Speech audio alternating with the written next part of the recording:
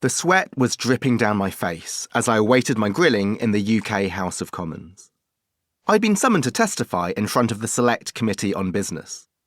This was a group of MPs who, infuriated by a couple of high-profile scandals, had launched an inquiry into how companies were being run. In my day job as a finance professor, I'm used to being interrogated by students in lectures, journalists in interviews, and executives in workshops. But being probed by MPs on live TV and having your testimony transcribed as public record is another level, so I was feeling pretty nervous. I got to the House of Commons early and sat in on the session before mine, burying my head in my notes to swat up on every question the committee might ask. My ears pricked up when a witness in that session mentioned some research which sounded noteworthy. It apparently found that companies are more successful when there's a smaller gap between the pay of the CEO and the pay of the average worker. I was intrigued because my own research shows that employee-friendly firms outperform their peers. My studies don't focus on pay, but this new evidence appeared to complement my findings. For years, I've been trying to convince companies of the importance of treating workers fairly, and this looked like another arrow to add to my quiver. I wanted it to be true. If my 20 years in research have taught me anything, however, it's not to accept claims at face value. I pulled up the witnesses' written statement and saw they were referring to a report by Falay, Rees and Venkateswaran. But when I looked it up, it seemed to say the exact opposite. The higher the gap between CEO and worker salaries, the better the company's performance. I was confused. Perhaps my nerves led me to misunderstand the study. After all, academic papers aren't known for their clarity.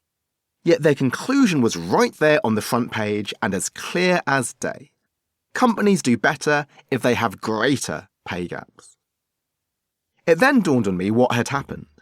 The witness statement actually quoted a half-finished draft by Falay, Rees and Venkateswaran that was released 3 years before the final version. I was looking at the published article, after it had gone through peer review and corrected its mistakes, leading to a completely opposite result. The witness in question was from the Trades Union Congress, TUC, which holds a strong public position against pay gaps.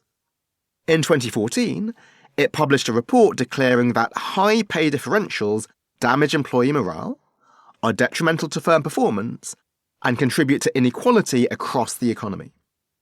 So the TUC may have jumped on this preliminary draft without checking whether a completed version was available because it showed exactly what it wanted. My own session went smoothly. One question had me stumped, but I told the MPs that I wasn't an expert in that topic rather than trying to make up an answer. They seemed surprised, as if no one had ever admitted to not knowing something before. In the corridor afterwards, I told the clerk to the Select Committee about the tainted evidence in the earlier session. He seemed appalled and asked me to submit a formal memo highlighting the error. I did so, and the committee published it. Yet the committee's final report on the inquiry referred to the overturned study as if it were gospel. It said, the TUC states that there is clear academic evidence that high wage disparities within companies harm productivity and company performance, even though this statement was contradicted by the very researchers the TUC quoted in support. Partly due to this claim, the report recommended that every large UK company disclose its pay gap, and this eventually became law. The takeaway I'd like to draw is nothing to do with pay gaps, whether they should be published or whether large gaps are good or bad. Even if bigger differences lead to better performance, we might care more about equality than profits. Instead, it's to stress how careful we need to be with evidence. This episode taught me 2 lessons. First, you can rustle up a report to support almost any opinion you want, even if it's deeply flawed and has subsequently been debunked. A topical issue attracts dozens of studies, so you can take your pick. Phrases like research shows that, a study finds that, or there is clear academic evidence that are commonly bandied around as proof, but they're often meaningless.